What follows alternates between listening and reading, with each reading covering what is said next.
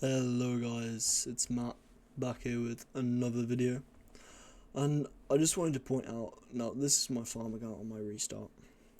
126,000 power, it's decent, it's not much, I'm just taking it chill. But one of the things that might surprise you is the fact that the civilization I've chosen is China. Now, generally the consensus is France. Yeah, Joan, wood gathering speed, blah blah blah. These buffs don't really matter other than the wood gathering speed. Main thing, Joan. So you can expertise Joan as fast as possible.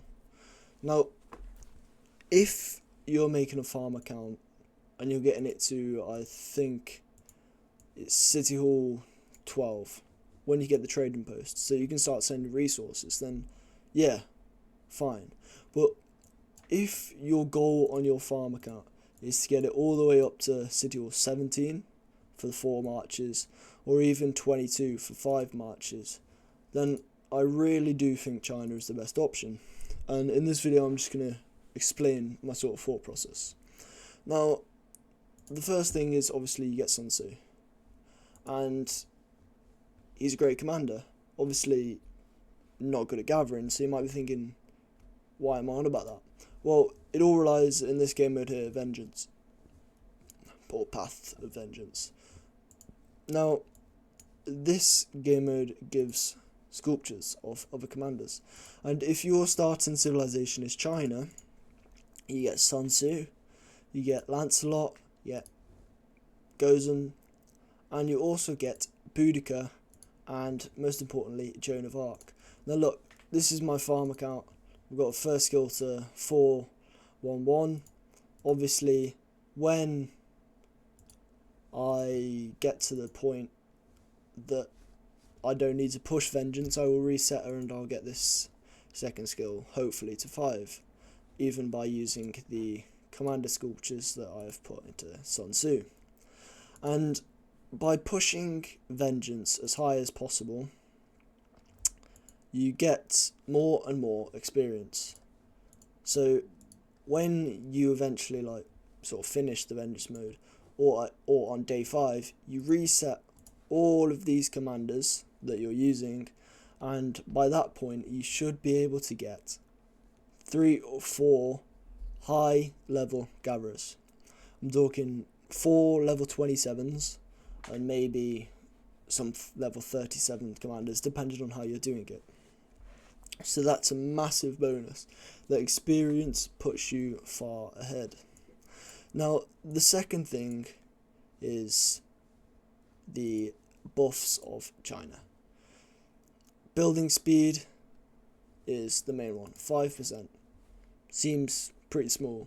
But if you're getting all the way to ideally City Hall 17, I'd say before KVK 1, then that 5% helps a lot more than you might think. Can push, and 5%, so it's a lot. I can't do the calculations off the top of my head, but it's a lot of time saved. And again, like I said, you get Boudica. Now obviously she'll be reset on your farms. I've been a bit naughty here. You should be spending your experience,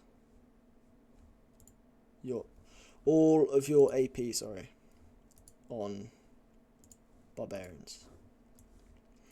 So by getting her, she has a nice skill here that gives 20% more experience. This also means when you get to the Aloha event on day 3, that you can grind a lot more. So one of the things I'd just like to briefly consider is about farm accounts. Now, generally the consensus for farm accounts is the more the better. But there's obviously a trade-off, because with every farm account it's more time you have to spend building it up, and that's a higher chance of burnout basically.